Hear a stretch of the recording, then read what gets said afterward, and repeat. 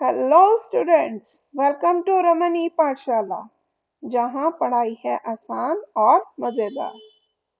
This video is part 3 of this chapter. अगर आप इस चैप्टर का स्टार्टिंग से समझना चाहते हो तो पार्ट 1 और 2 की वीडियो का लिंक डिस्क्रिप्शन बॉक्स में दिया है।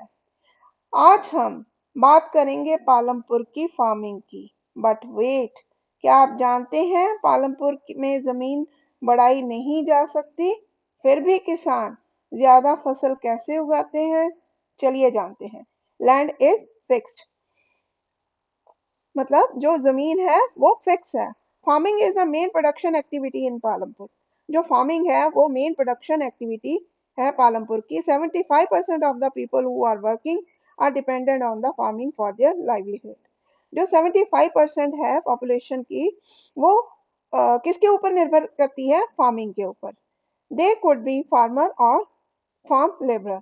वो एक या तो किसान हो सकते हैं या खेतों में काम करने वाले दिहाड़ी मजदूर। The well-being of these people is closely related to the production of the farm. जो इनका well-being है, मतलब जो इनका हित है, वो सारी प्रोडक्शन ऑफ फार्म के ऊपर निर्भर करती है। But remember there is a basic contrast in rising farm production. पर उसके साथ साथ कुछ बेसिक कठिनाइयां भी आती हैं प्रोडक्शन की राइजिंग में। Land area under cultivation is practically fixed. जो लैंड एरिया है वो प्रैक्टिकली देखा जाए फिक्स है। Since 1960 in Palampur, there has been no expansion in land area under cultivation. 1960 से अगर देखा जाए तो जो लैंड एरिया कोई भी बड़ा नहीं है, विस्तार नहीं हुआ कल्टीवेशन के लिए। But then some of the wasteland in the village has been converted to cultivated land. पर इसके साथ साथ जो बंजर जमीन है वो कन्वर्ट हो गई है किसमें? कल्टीवेबल लैंड में, जैसे उपजाऊ भूमि में। There exist no further scope to increase farm production by bringing new land under cultivation. नई भूमि को खेती योग्य बनाकर कृषि उत्पादन को और बढ़ाने की कोई गुंजाइश नहीं होती। The standard unit of measuring land is Hector. जो स्टैंडर्ड यूनिट होता है मेजरिंग, मापने का, लैंड को मापने का, वो होता है hectare. Through in the villages you may find land area being discussed in the local unit such as bigha, guttha, गुट्ठा बोलते हैं उसको। अब विलेजेस में क्या होता है कि वो उसको कैसे मापा जाता है? जैसे यूनिट्स को बीघा में या गुंठा में। ठीक है।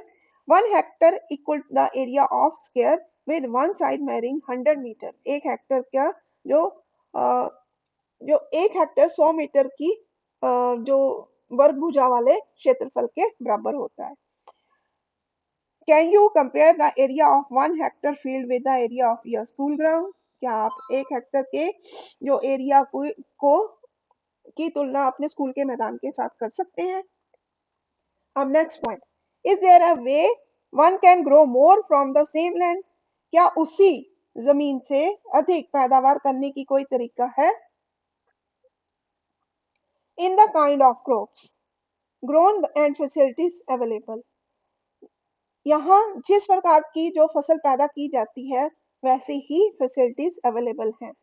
Palampur would resemble a village of the western part of the state of Uttar Pradesh. जो पालमपुर का जो गांव है वो वेस्टर्न पार्ट, उत्तर प्रदेश के वेस्टर्न पार्ट की तरह है। All land is cultivated in Palampur. Palampur में सारी जमीन कल्टीवेट की जाती है। No land is left idle. कोई भी जमीन बेकार नहीं छोड़ी जाती। During the rainy season kharif farmer grow jowar and bajra. Rainy season में जो फार्मर्स हैं वो जवार और बाजरा बीजते हैं। These plants are used as cattle feed. और इस प्लांट्स को जो चारे के लिए उपयोग में किया जाता है। It is followed by cultivation of potato between October and December. अक्टूबर और दिसंबर में पोटैटो के लिए इसको कल्टीवेट किया जाता है। In winter season rabi field are sown with wheat. जो विंटर सीजन में गेहूं की खेती की जाती है। From the wheat production produce farmer keep enough wheat for the family consumption and sell the surplus wheat at the market at Raiganj. अब farmers क्या करते हैं? इतनी खेती करते हैं कि उनके लिए, घर के लिए जितना व्हीट चाहिए और बाकी जो सरप्लस वीट होता है, एक्स्ट्रा वीट होता है, वो मार्केट में जाके रायगंज की मार्केट में जाके बेच देते हैं। A part of the land area is also devoted to sugar cane which is harvested one every year. और उसके साथ साथ लैंड का कुछ हिस्सा शुगर केन जो गन्ने की खेती के लिए उगाया जाता है, और वो साल में एक बार ही होता है। Sugar cane in its raw form और as jaggery is sold to traders in Shahpur. जो शुगर केन का गन्ने की जो खेती की जाती है उसको कन्वर्ट किया जाता है गुड़ में, और उसको शाहपुर के व्यापारियों के पास बेचा जाता है। The main reason why farmers are available to grow three different crops in a year in Palampur due to well developed system of irrigation। अब पालमपुर में जो एक साल में किसान तीन अलग अलग फसलें इसलिए पैदा कर पाते हैं क्योंकि वहाँ जो सिंचाई की सुविधा या व्यवस्था होती है। Electricity came earlier to Palampur.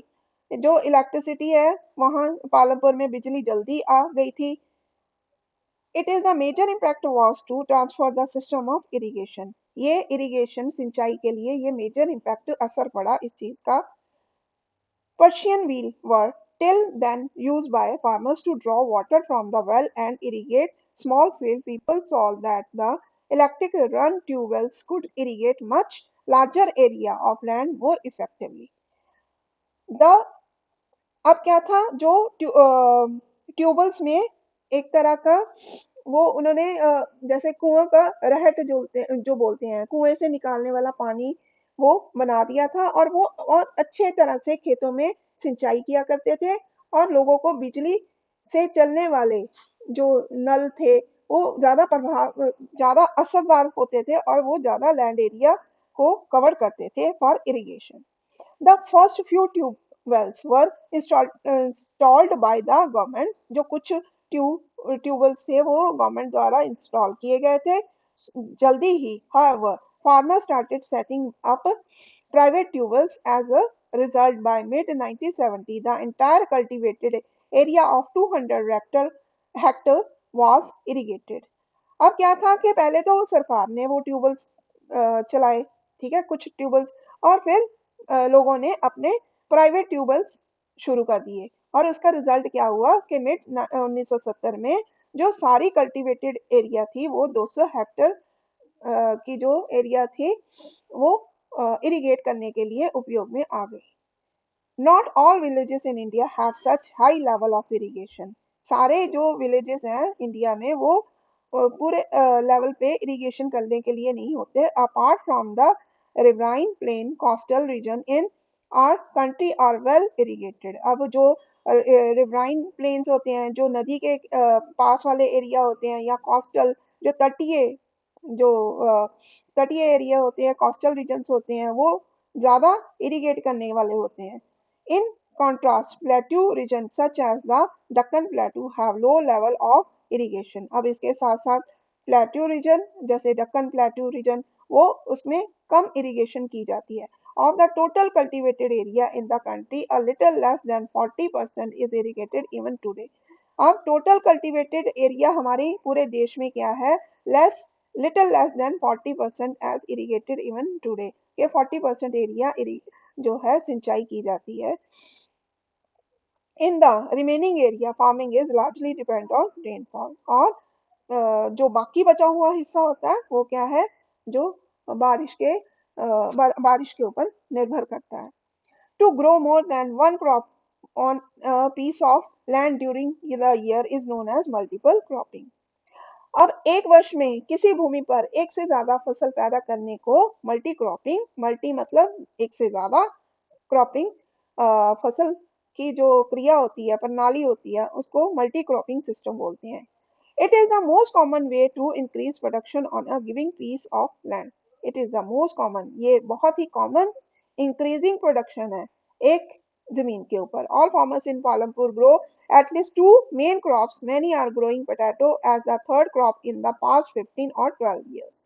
अब क्या है, कई किसान पिछले 15 वर्षों से तीसरी फसल के रूप में आलू जो है वो पैदा कर रहे हैं।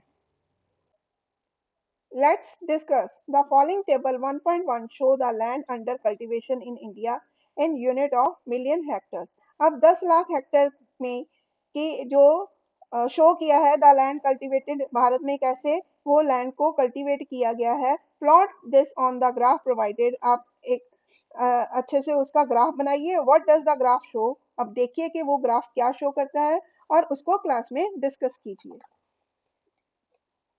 Cultivated area over the year, अब आप टेबल नंबर 1.1 में देख सकते हैं और इसका ग्राफ भी देख सकते हैं। Is it important to increase the area under irrigation? Why? क्या जो सिंचाई के अंतर्गत आने वाले जो लैंड है उसको बढ़ाना आवश्यक है, जरूरी है, और क्यों? You have read about the crop grown in Palampur. Fill the following table based on information on the crops grown on year in your region। अब आपने पढ़ा है कि कैसे क्रॉप्स को ग्रो किया जाता है पालमपुर में। अब नीचे दिया गया टेबल आप उसको फिल करिए अपनी इंफॉर्मेशन के अकॉर्डिंग कि आपके इलाके में किस तरह का वो क्रॉप्स ग्रो होती है। You have seen that one way of increasing production from the same land bye multiple cropping. आपने देखा है कि अपनी ही कैसे ही एक लैंड में कैसे प्रोडक्शन लेवल को इंक्रीज किया जाता है थ्रू मल्टीपल क्रॉपिंग से। The other way is to use modern farming method for high yield. अब आप उसको और दूसरे तरीके से देखेंगे कि कैसे मॉडर्न तरीके से उसको अधिक उपज में लाया जा सकता है। जो yield is measuring as crop produced on the given piece of land during the single season। अब जो पैदावार जो ज्यादा उपज होती है वो भूमि के किसी टुकड़े में एक ही मौसम में पैदा की गई फसल के रूप में कैसे मापा जाता है। Till the mid 1960, the seeds used in cultivation were the traditional one with relatively low yield। अब ट्रेडिशन पुराने जमाने में जो 1960 में जो सीड्स थे वो कल्टीवेशन के लिए यूज किए जाते थे वो बहुत ही ट्रेडिशनल मेथड से यूज किए जाते थे। Traditional seeds needed less irrigation. अब जो ट्रेडिशनल जो बीज थे वो उसके लिए कम सिंचाई की जाती थी। Farmers use cow dung and other natural manure as fertiliser. अब फार्मर्स क्या करते थे कि गाय का गोबर और नेचुरल मैन्योर फर्टिलाइजर यूज करते थे। All these were readily available with the farmer who did not have to buy them। अगर किसी के पास किसी तरह का कोई बीज खरीदने की क्षमता नहीं होती थी तो वो इसी तरह से अपनी सिंचाई करते थे, इसी तरह के ट्रेडिशनल चीजों को यूज करते थे। The green revolution in the late 1960 introduced the Indian farmer to cultivate of wheat and rice using high yield variety। अब 1960 की जो ग्रीन रेवोल्यूशन हरित क्रांति जिसको बोलते हैं इंट्रोड्यूस हुई, उसमें क्या था जो इंडियन फार्मर थे उन्होंने कल्टीवेट करना शुरू किया गेहूं को और राइस को, जिसको चावल को, और बहुत ही high yield variety of seed के साथ कंपेयर किया टू द ट्रेडिशनल सीड। अब उसको कंपेयर किया गया HYV को सीड्स को किसके साथ कंपेयर किया गया? पुरानी सीड्स के साथ, ट्रेडिशनल जो पुराने जमाने से चले आ रहे बीजों के साथ। The HYV seeds promise to produce much greater amount of grain in a single plant। एक से ज्यादा पौधे में ज्यादा पैदावार की जाने लगी HYV सीड के साथ। As a result, the same piece of land would now produce for larger quantities of food grain than was possible earlier। अब कभी भी ये पॉसिबल नहीं होता था कि एक से जरूरत से ज्यादा पैदावार होए, पर इसी बीज के कारण HYV सीड्स के कारण अब ज्यादा पैदावार शुरू हो गई। HYV seeds however needed plenty of water and also chemical fertilizer and pesticides to produce best result। अब इस HYV seeds को क्या ज्यादा पानी चाहिए था, उनको केमिकल चाहिए था फर्टिलाइज करने के लिए और पेस्टिसाइड और कीटनाशक दवाइयाँ चाहिए होती थी अच्छे रिजल्ट के लिए। Modern farming method, picture number 1.4। अब आप इसमें देख सकते हो कि मॉडर्न फार्मिंग मेथड में कैसे HYV सीड्स को यूज किया है, फार्म मशीनरीज को, डीजल को, और इसके साथ फर्टिलाइजर, पेस्टिसाइड्स को, और इरिगेशन में हम आगे कैनल्स और पंप सेट्स, इलेक्ट्रिसिटी, डैम्स, इन सब चीजों को जो यूज करते हो that is modern farming method. Higher yield was possible only from a combination of HYV seeds। अगर हमें ज्यादा पैदावार चाहिए थी तो हमें HYV seeds को कॉम्बिनेशन बनाना पड़ता था for irrigation, chemical fertiliser, pesticides etcetera. इन सब चीज़ों का हमें इस्तेमाल करना पड़ता था अपनी लैंड के ऊपर। Farmer of Punjab, Haryana and west Uttar Pradesh were the first to try out the modern farming method in India. अब जो पंजाब, हरियाणा, वेस्टर्न उत्तर प्रदेश के जो फार्मर थे, उन्होंने मॉडर्न फार्मिंग मेथड को अपनाना शुरू कर दिया।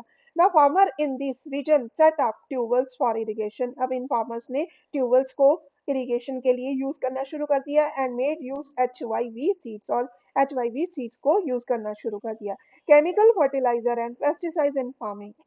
अब केमिकल का भी यूज होना शुरू हो गया, और कीटनाशक दवाइयों का भी शुरू हो गया। Some of them bought many machinery like tractor and threshers which made plowing and harvesting faster।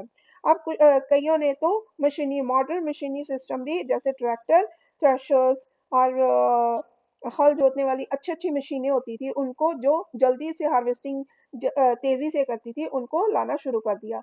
They were rewarded with high yield of wheat. उनको ज्यादा पैदावार मिलनी शुरू हो गई पहले से, पीछे से। In Palampur, the yield of wheat grown from the traditional variety was 1300 kg per hectare। अब पुराने जमाने में 1300 किलोग्राम हेक्टर के मुकाबले में होती थी विद द HYV सीड। अब पर HYV सीड के द्वारा इसमें 3200 kg पर हेक्टर के हिसाब से मिलनी शुरू हो गई, मतलब पहले से कई गुना ज्यादा।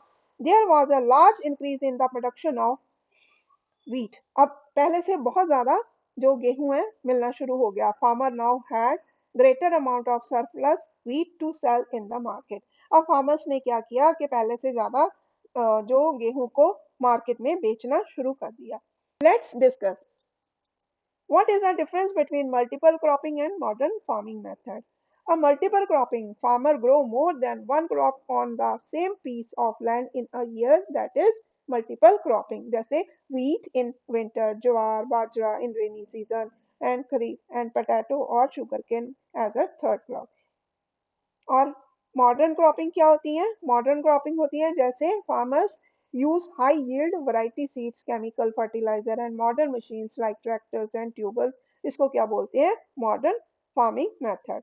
The following table show the production of wheat and pulses in India after the green revolution in unit of million turns.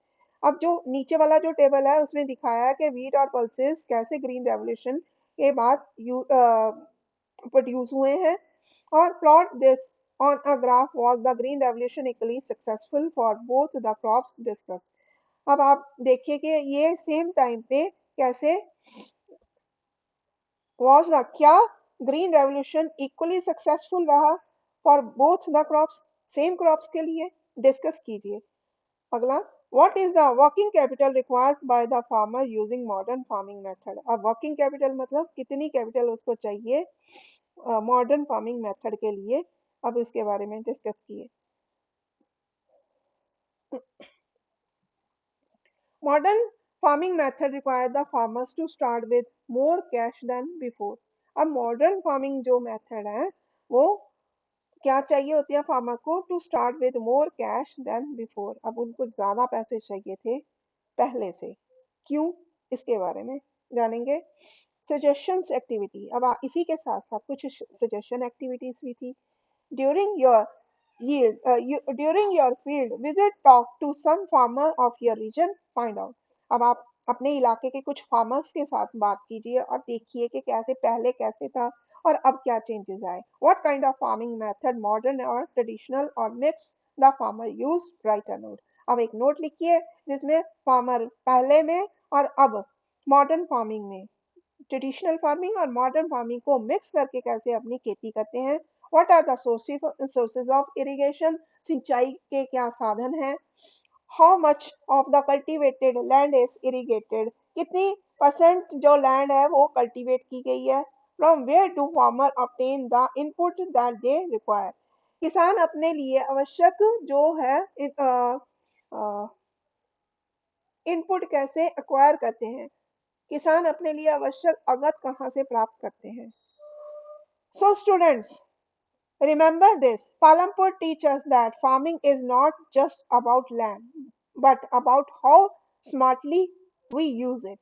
Land may be fixed, but production can grow with multiple cropping and modern farming methods. अब आपको farming in Palampur clear हो गया होगा। अगर ये video helpful लगा तो like और शेयर जरूर करें और जुड़े रहिए रमन ई पाठशाला के साथ, जहां पढ़ाई है आसान और मजेदार। Thank you so much.